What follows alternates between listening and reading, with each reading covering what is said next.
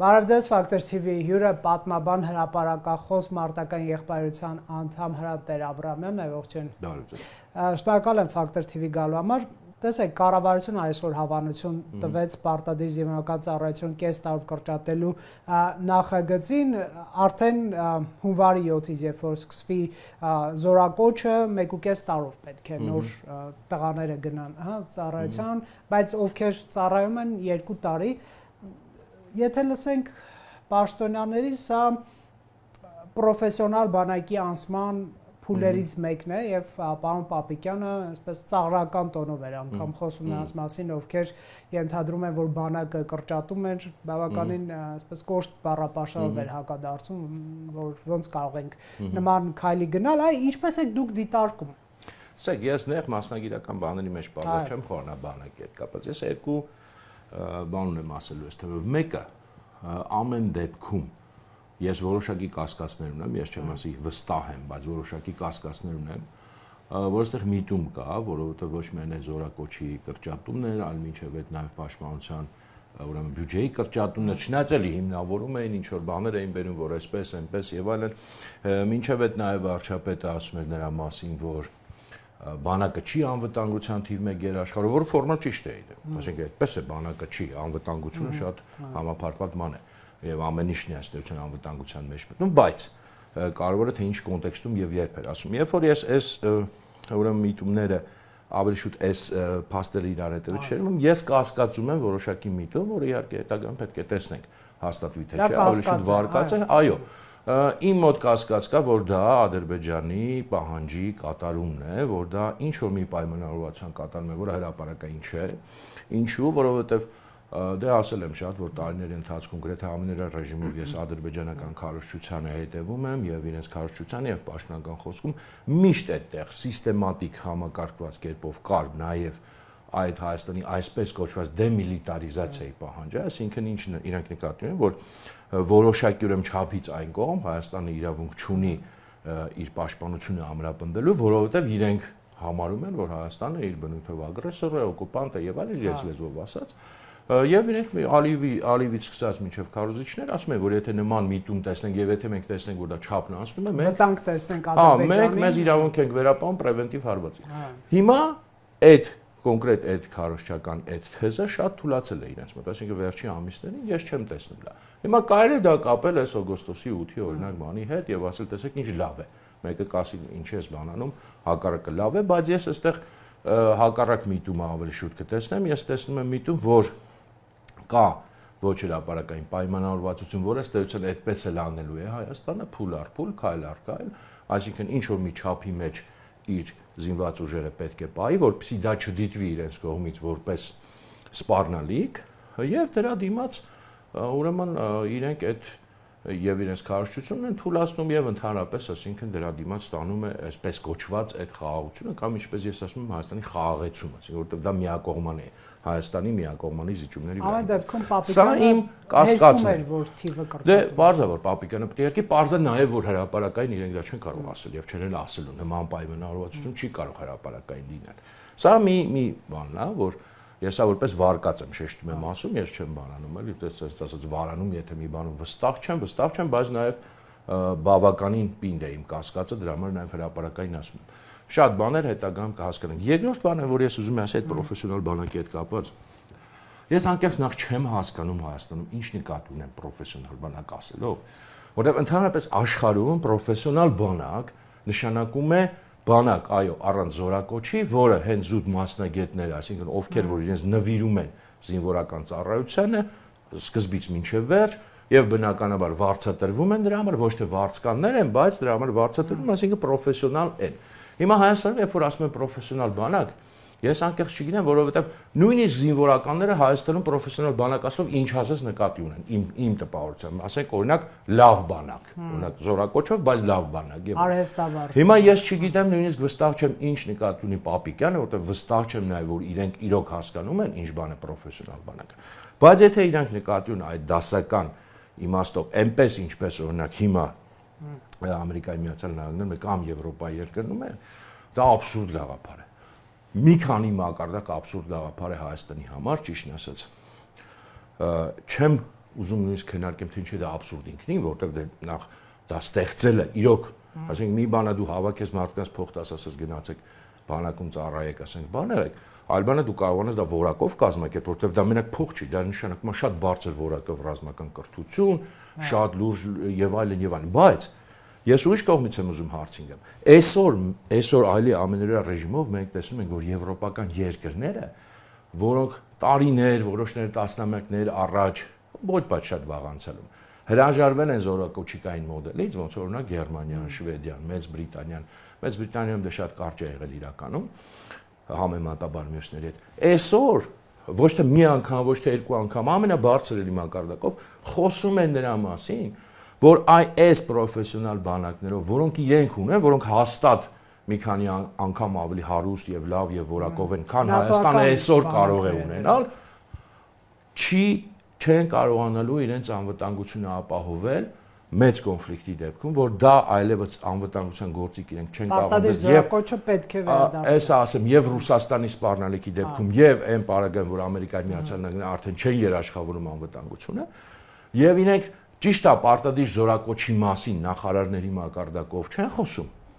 բայց ասենք կուսակցությունների մակարդակով էլ կարող խոսել, բայց պաշտպանության նախարարների մակարդակով էլի թվարկեմ եւ Գերմանիայում, եւ Շվեդիայում, եւ Մեծ Բրիտանիայում անցած այս մի տարվա մեջ առնվազն մի քանի անգամ խոսում է, որ առանց քաղաքացիների ներգրավման միայն պրոֆեսիոնալ բանակով մենք չենք կարող մեր երկրները պաշտպանել մեծ կոնֆլիկտի դեպքում, նաև ռազմական արդյունաբերությունը այդտեղ մենք պետք է գտնենք ձևեր, եթե ոչ վերականգնելու զորակոչը այնպես ինչպես եղել է, ապա ինչ որ կերպ քաղաքացիներին ներգրավել երկրի պաշտպանության մեջ, այլապես նույնիսկ հաշվարկներ կան, ասենք օրինակ Մեծ Բրիտանիայի պաշտպանության նախարարը ասում էր 6 ամիս կարող ենք դիմանալ։ Մեր այս ամբողջ պաշարով եւ այլնով մեծ պատերազմին, օրինակ Ռուսաստանի դեմ 6 ամիսը մեր մաքսիմումն է։ Հասկանում եք, այսօրվա աշխարհում խոսել, դա գիտեք, որովհետեւ մեկ այդ մարդկանց մտածողության մեջ բան չի փոխվել 90-ականներում էր մոդա Հայաստանում խոսալ պրոֆեսիոնալ բանակից, ինչի, որովհետեւ դե կներեք, բայց պետք է այսօր ասենք Հայաստանում ոչ մեկ չի նստում մտածում ինչ որ բանի մասին, այդ կարգի գործիչներք նայում են ինչ կա աշխարհում, Եվրոպայում, ասում են եկեք պատճենենք, առանց հասկանալու նույնիսկ։ Դրա պատմությունը, դրա ֆունկցիաները, որ Հայաստանը դա ընդհանրապես ինքնին չի սազում։ Հիմա մինչև հիմա իրանք մնացել են այդտեղ։ Չէ, ես չեմ հասկանում, իրանք լուրերին չեն հետևում։ Իրոք ես ուզում եմ հասկանամ, ես նստած գիտեմ ինչ են խոսում Եվրոպայում։ Հայաստանի պաշտպանության նախարարը չի ստանում թղթերը, օրինակ Գերմանիայի պաշտպանության նախարարը օրը մեջ ինչ է խոսում։ Որ իրենք խոսում են պրոֆեսիոնալ բանակից այսօր, դա աբսուրդի գագաթնակետ է, եթե ինքը քմծիծաղում է, ես կարող եմ քմծիծաղել այդ իրենց անգրագիտության կներեք վրա,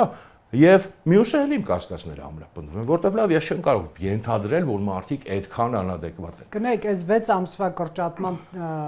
փոսը, կներեք, ոնց որ թե լցնելու են պաշտպան հայրենիաց ծրագրով ժամկետայինները, երբ որ դառնում են արդեն պայմանագիր են կնքում եւ որպես պրոֆեսիոնալ զինծառայողներ պետք է հանդես գան 4000 թե քանի հոգի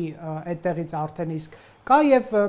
մեծացնել պայմանագրայինների թիվը ինչու դա տեսեք Ռոբերտ ջան ես ասի ես չեմ ուզում խորանամ այդ դետալների մեջ որտեղ ես սիրում եմ խոսել այնպիսի բաներից որից ես հասկանում եմ ասենք չգիտեմ գիտեմ թեման հա հիմա այդ մնացած դետալները դա թող մասնագետները խոսան ես կներեք ես սկզբունքային բաներն եմ ասում մեկ այսօրվա աշխարհի վիճակը երկու պրոֆեսիոնալ բանակ գաղափարը ինքնին եւ երրորդ այդ ամեն ինչը էլ ավելի հաստատվում, որ այդ պրոֆեսիոնալ բանակ իրենք որ նկատի ունեն ուղղակի կրճատենք, հենց այդ նույն ոչ ուրեմն հրապարակային պայմանավորվածության շրջանակներում, որտեղ տեսեք, իսկ ինչու նկա Ադրբեջանը չի ուզում ասնի պրոֆեսիոնալ բանակի դեպիլ են մեզանից։ Ադրբեջանի հետ ոչ հրապարակային օրինակ, այո, Ադրբեջանի եւ Թուրքիայի ենթադրում եմ։ Հիմա ասենք ադրբեջանցի կոնեկին հիմար են, ինչ են երևի։ Իրենք ապացուցեցին ռազմի դաշտում, որ իրենք մեզանից ավելի լավ մեր ու բանակ չասեմ կառուցեցին, բայց գոնե կարողացան մեր ռազմաքաղաքական ղեկավարությունից ավելի ուժեղ լինեն։ Այդ ինչի եթե այդքան լավ բանա իրենք չեն ասնում։ Հասկանում եք, այստեղ այդ հարցերը կան եւ մի բան էլ ավելացնեմ։ Լավ էս ամեն ինչն է մի կողմ թողած, ենթադրենք էս ամեն ինչն չկա։ Ես ուզում եմ հասկանամ եւ երբեք չեմ տեսնում եւ չեմ հասկանում։ Ցանկացած փոփոխություն, ասենք չգիտեմ, զորակոչի կրճատումը լինի, զորակոչի ավելացումը լինի, ինչ ուզում լինի, պետք է ինչ որ մի հատ մեծ մոդելի մաս լինի, որը ներկայացվի հանրությանը։ Այսինքն Կարող է եւ պետք է օրինակի համար կրճատել, կարող է պետք է ընդհանրապես անել, կարող է պետք է 10 տարով ավելացնել, բայց այդ ինքնին ինչը պետք է մի հատ sense կոնտեքստից դուրս բան, պետք է բացատրվի ինչ մոդելի մեջ։ Եվ երբ որ ասում եմ պրոֆեսիոնալ բանակ, դա շատ քիչ է, պետք է բացատրեն ինչ նկատի ունեն, կոնկրետ։ Եվ դա ինչի համար, այսինքն երկիրը ինչ տիպի կոնֆլիկտների է պատրաստվում, Ասեմ, վարչապետը ասում էր, որ ըստ էության մենք պաշտպանվող մեր տարածքը պաշտպանվող բանակ ենք ստեղծում, այո։ Մեր տարածքը պաշտպանողն էլ շատ լայն հասկացություն է։ Բնականաբար մեր տարածքը պաշտպանող ոչ թե հարձակվող, բայց դե նվաճումների մասին այսօր ոչ մեկ չի խոսում, աշխարհում ոչ ոք նվաճողները նույնիսկ կյանքում չեն ասում մենք նվաճման։ Ոչ թե մարտունակ բանակ, այլ պաշտպանում։ Նախ էտել է աբսուրդ գաղափար, որտեղ եթե իրենք հաստատ նկատում են պաշտպանվել ուղղակի sense ծառերում նստել, սпасել, որ հարձակվի թշնամին, իրենք պաշտպանվեն, դա պարտության մարտավարություն է, պաշտպանություն լինի մի ակտիվ եւ пассив։ Ակտիվ պաշտպանության մասին խոսել եմ, հիմա չեմ ուզում շեղվեմ,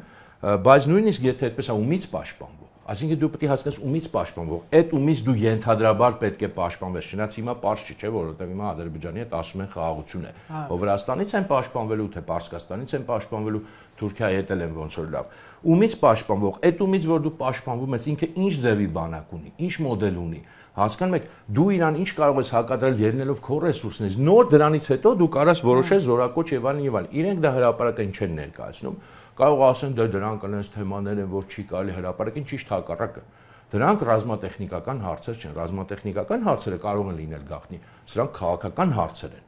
Սա ռազմական հարց չի, ինչպես պաշտպանվի երկիրը, որոշումը քաղաքական է։ Մնացածը արդեն զինվորականները ըստ որոշման կարող են ասել այս տեխնիկան է սազում սրան կամ չի սազում։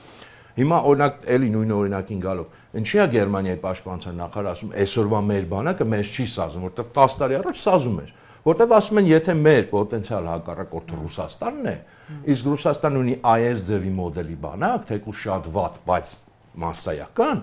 մենք մասսայականի դեմ պրոֆեսիոնալով չենք կարողանա կռվել։ Հասկանում ես, կախված է նրանից, դու ում ես քո թշնամին։ Այսինքն տեխնոլոգիաները մարդկանց չեն փոխարինի։ Իհարկե։ Հիմա մենք չգիտենք ով է մեր թշնամին, որտեղ ասում են խաղաղություն է այնտեղ, պետք է պաշտպանվենք, ումից պետք է պաշտպանվենք, եթե դու չգիտես ով է քո թշնամին, ումից պետք է պաշտպանվես։ Թշնամին ինչ տիպի բանակ ունի, դու չես կարող որոշում ընդունես, թե դու ինչ կառուցես։ Հասկանք, այս քաղաքական բաներից է սկսվում։ Ամեն դեպքում որոշակի փիլիսոփայություն Հայաստանի իշխանության պնդումներում կա, մեկը այն էր, որ դուք նշեցիք, որ բանակը պետք է այսպես առաջին անվտանգության երաշխավորը չլինի, այլ Հայաստանի շուրջ ստեղծել շահերի համակարգ, որ Հայաստանի գոյությունը մի քանի գոնե դերակատարների շահերից բխի եւ դիվանագիտության քաղաքական գործիքակազմերով փորձենք մեր շուրջ անվտանգություն ապավել եւ կնեք, ասում են, որ մենք չգիտենք խաղաղության մեջ ապրելու բանաձևը, քանի որ 30-35 տարի կամ 26 տարի ապրել ենք այսպես պատերազմական կոնֆլիկտի տրամաբանությամբ, մենք դեռ պետք է սովորենք, թե ինչպես շփվել մեր հարևանների հետ արդեն խաղաղության պայմաններով, տնտեսական նախագծեր, կոմունիկացիաներ եւ այլն։ Ինչ կասեք այս փիլիսոփայության։ Փիլիսոփայություն ես չեմ տեսնում, ասենք ինչն է դա փիլիսոփայություն։ Տեսեք, ասել, որ բանակը չի անվտանգության միակ երաշխիքը, դա փիլիսոփայություն չի, դա շատ պարզ, ինքնին պարզ, նույնիսկ ես կասեի տափակ պնդում է։ Կներեք, կարող է ինչ որ մարդիկ դա հասկացել են, չեն հասկացել, ինքնին պարզ է, որ անվտանգությունը միայն բանակով չի կարող ապահովել եւ նույնիսկ նախ եւ առաջ բանակով չի ապահովում։ Բանակը վերջին միջոցն է, վերջին զենքն է։ Ոնց որ ասենք, չգիտեմ, մարդու օրինակով բերենք, եթե դու դնում ես օրինակ խնդիր, որ քո անվտանգությունը ապահովես, ունես օրինական զենք, այդ օրինական զենքը պարզ է, չէ՞ վերջի գործիքն է, որ կօգտագործես, չես ուզենա։ Բայց վերջին գործիքն է, այսինքն ինքը պետք է միշտ պատրաստ լինի։ Այսինքն ինչքան էլ ինքը վերջինը լինի, ինքը պետք է պատրաստ լինի ու պետքա պարզ լինի, ինչի դեմ ես, այսինքն էլի կենցաղային օրինակով որ բերես, նայած ինչ վտանգ է քեզ սպառնում, համապատասխան զենք կունենաս, չէ՞, եթե դու չգիտեմ անտառում ես ապրում, արջերից ես վախենում, արջի դեմ զենք կունենաս, եթե մեծ քաղաքում ես ապրում, կրիմինալ մարդիկ են քո խնդիրը, ասենց ասած մարդու դեմ զենք կունենաս եւ այլն, այսա կարելի է կոչել սա իշխանության այս պնդումը գիտեք նաեւ ինչ դրամաբանության մեջ է տեղավորվում, որ մենք մեր տնտեսական, ռազմական, էներգետիկ, քաղաքական ռեսուրսներով մարդկային երբեք չենք գերակշռելու կամ գոնե հավասարվելու Թուրքիայի, Ադրբեջանի հետ, փորձենք այլ երկրորդ մասը է, որ ասացիք տարբեր հարաբերություններ ստեղծել, որպեսզի էլի դա ինքնին պարզ բան է, ով է դրա մասին, ասենք դեռ նոր ոչ մի բան չկա, ոչ էլ դա կարելի է փիլիսոփայություն կոչել, դա որևէ պետության սովորական քաղաքականությունն է։ այնպիսի հարաբերություններ ստեղծել, որպեսզի այսպես ասած խուսափի վտանգներից։ Հիմա բայց խնդիրը այն է, որ մարդկության պատմությունը 5000 գոնե գրավոր գոյություն ունի, բոլորը փորձել են խուսափել, բայց հնարավոր չի միշտ խուսափել։ Դրա համար էլ մարդիկ կառուցում են բանակներ, պաշտպանության համակարգեր, որտեղ ինչ կար է դու սուպեր դիվանագետ լնես, սուպեր հարաբերություններ կառուցես, ոչ մի երաշխիք, ոչ մեկ երբեք չունի։ Այս ամբողջ տրամաբանությունը, թե չէ ոչ մեկ էլ տես չի նստում կառուցում հատուկ, որ ասենք բանանի, հակառակը լինի։ Այստեղ էլ ոչ մի փիլիսոփայություն չկա, ուղղակի բառերի շարանա պարզ մտքերի, որոնք ներկայացում են որպես սուպեր նորություն։ Նույնը ինչ վերաբերում է սովորենք խաղաղության մեջ ապրել, խաղաղության մեջ չենք ապրել։ Նախ ես չգիտեմ մենք ինչի մեջ ենք ապրելու, որտեղ աշխարհը խաղաղության մեջ չի, ես միշտ էս եմ պնդում, որտեղ անհնար է անընդհատ Հայաստանը այդ գլոբուսից դուրս պատկերացնել։ Հիմա աշխարհը ոչ միայն խաղաղության մեջ չի, ամեն օր ավելի այս ճգնաժամը խորանում է։ Ես նույնիսկ վստահ եմ, որ լավ վստահ չասեմ, բայց 2030-ականներին օրինակ ես որ պատկերացնում եմ Եվրոպան, ես պատկերացնում եմ, որ եւ Մեծ Բրիտանիայում, եւ Գերմանիայում, եւ Ֆրանսիայում ամենայն հավանականությամբ այն ուժերը, որոնց այսօր կոչում են ծայրահեղական, չգիտեմ, աջ պոպուլիստ, ամենայն հավանականությամբ իշխանությանն լինում, այսինքն 5 րոպեա պակաս արդեն։ Առնվազն Մեծ Բրիտանիայում արդեն 5 րոպեա պակաս, որ Նայջել Ֆարաջը դառնա վարչապետ։ Ես չգիտեմ Գերմանիայում ինչքան փորձում են այդ այլընտրանք Գերմանիայի բան անել, պատ այսպես ասած ստեղծել, այդ պատը չի աշխատում եւ այլն, այսինքն լրիվ այլ աշխարհին է։ Ամերիկայի Միացյալ Նահանգներում ակնհայտ է, որ սովորական քաղաքական ճգնաժամ չի, հակամարտություն չի, խորացողը հասկանում եք, այս աշխարհում, որը արմատապես ոչ միայն փոխվում է, փոխվելու է։ Մենք ասենք, դե մենք պետք է հիմա կարծես ասենք, դու պետք է պրոգնոզ անես ելնելով կոնկրետ իրավիճակից։ Այս իրավիճակում բնական է եւ Ռուսաստանը եւ Թուրքիան շարունակելու են իրենց էքսպանսիոնիստական քաղաքականությունը, որտեղ որ թուլանում է աշխարհակարգը, այդ տիպի պետությունները միշտ շարունակում են։ Հիմա ասում են դե Ռուսաստանը գնաց, հա, ինչ որ պահի այստեղ չի, այդքան ակտիվ չի, բայց դե ոչ միտեղ չի գնացել, ոչ միտեղ էլ չի կորել իր կայսրության վերականգնումը։ Այդ ամեն ինչը բնականաբար Կովկասը իր համար իր բանն է, ասենց ասած կայսրության մասն է, բնիկ մասն է, ոնց որ Ուկրաինան։ Այսինքն այդ ամեն ինչը չմտաբերել որպես շատ հնարավոր սցենարներ, լավ Աստված տա խուսափենք, բայց հնարավոր սցենար ու ասել պետք է սովորենք խաղաղության, այսինքն ժողովրդին խաբել, ցույց տալ թե ինչ աշխարհում է ինքը ապրում, ինչ վտանգներով է ինքը ապրում եւ ինչպես ինքը պետք է պատրաստվի դրան կամ նույնիսկ ինչ հնարավորություններ կան, որոնցից կարող օգտվել։ Այդ հեքիաթը պատմել զուտ, որովհետեւ ասենք այդպես է ներքին քաղաքական տեսակետից ձեռնտու։ Ես չգիտեմ, երկրորդը ես էլ չեմ ասում, մենք խաղաղության մեջ ինչ անշեկում չենք ապրել։ Խաղաղության մեջ ենք ապրել կներեք։ Նկատի ունի համագործակցային ես հասկանում եմ 94 թվականից մենք խաղաղով է տեսել, ով էր հիշում պատերազմը 94 թվականից հետո։ Խաղաղությունները սովորաբար sense թե են հենց լինում են ինչ որ մի պատերազմների հետևանք։ Այսինքն ուժային բալանսի հետ հիմա էլ այդ որ անընդհատ ասում են, ո մենք խաղաղասեր, կարծես իրենք նստել են, ասենց մտածել են, եկել են ինչ որ եզրակացության, այլ ոչ թե ուղղակի մտել են պատերազմի մեջ, պարտվել են 1980 ծեծ են կերել եւ հիմա հանկարծ իմաստացել են, էլի, այդ էլ ժողով մենք չենք մոռանում ոնց իրանք դառան խաղաղասեր։ Մարդիկ, որոնք առանձնապես մեղմ ասած խաղաղասեր չէին երևում, էլի, այդ էլ պետք չի բանել։ Այսինքն այն ժամանակ մի ստատուս քվոյի հետևանք էր, հիմա էլ ուրիշ ուժային ստատուս քվոյի հետևանք է, վաղն էլ կլինի ուրիշ ուժային ստատուս, որտեղ աշխարհի պատմության մեջ այդպես են խաղաղությունները ձևավորվում, ոչ թե ցանկություններով։ Եվ մի բան էլ ասեմ, այդ տնտեսական կապերը երբեք կոմունիկացիաները Թրամփի ուղին, նու նախ Թրամփի ուղի չի, դա այն Զանգեզուրի միջանցքն է, Մեղրի միջանցքը, անունը դրած է Թրամփի ուղի։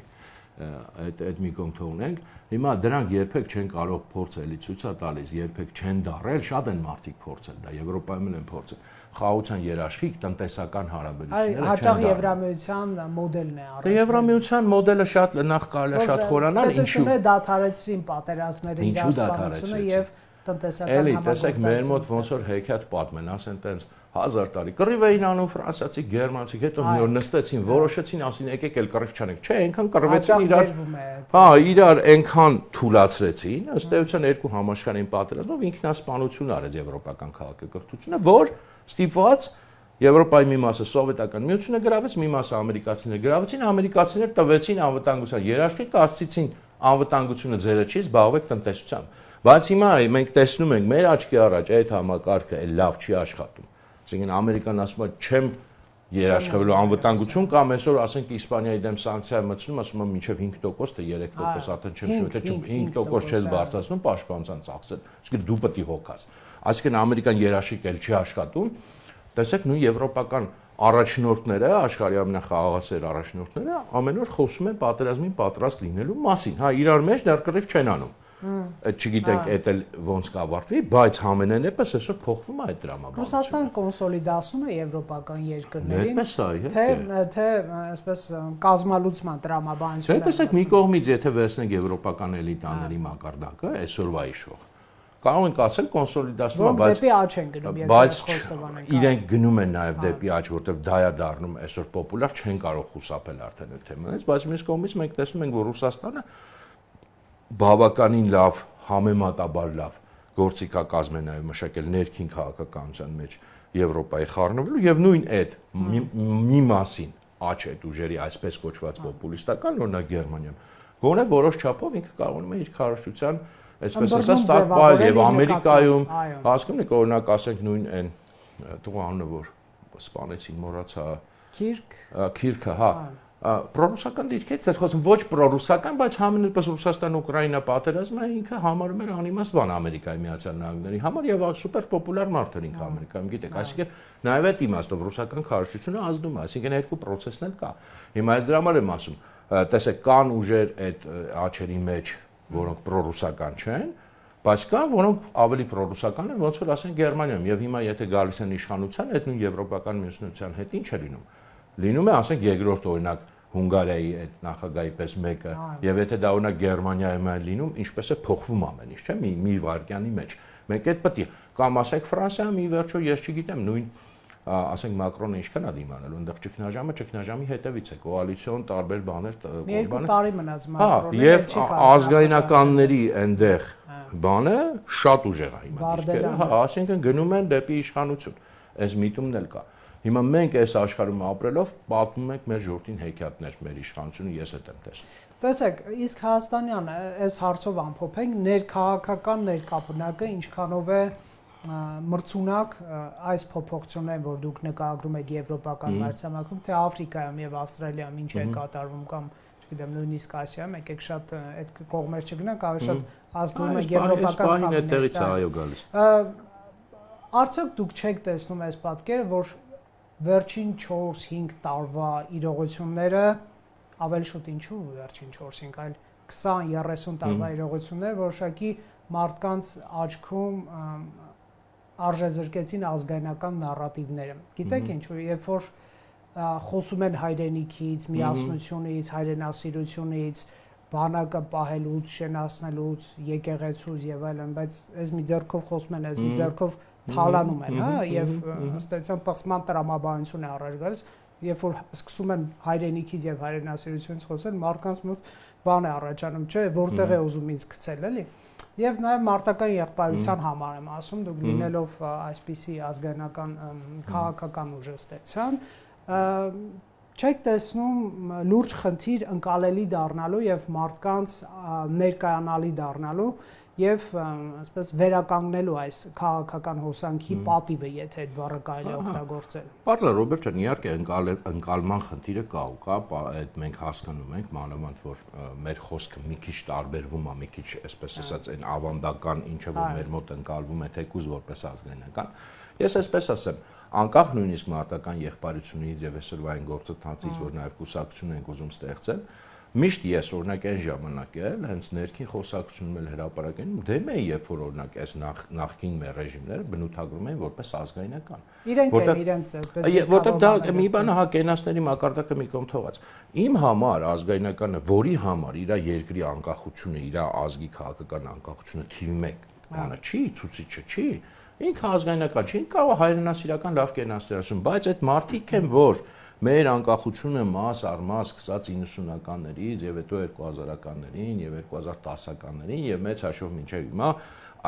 այդ կեղծ անվտանգության դիմաց զիջեցին, չէ՞։ Այսինքն դրա ազգայնակ, դա ճիշտ հակառակն է ազգայնականը նա է, որը հակառակը շեշտում է անկախության դերը եւ ձգտում է մաքսիմալ ինքնիշխանության, այլ ոչ թե ասում է դե մեր անվտանգությունը եկեք արտաքին ուժով ապահովենք, ապահովված կլինի, այն մնացածն մենք մեր հացպանիժ լավաշը պատվիրակենք ինքը կանենք։ Մենք մեր հացպանիժ լավաշը կուտենք, հացպանիժ լավաշը չի ազգայնականություն։ Եվ քանի որ ազգայնականության հիմքում այդ անկախության ձգտումն է,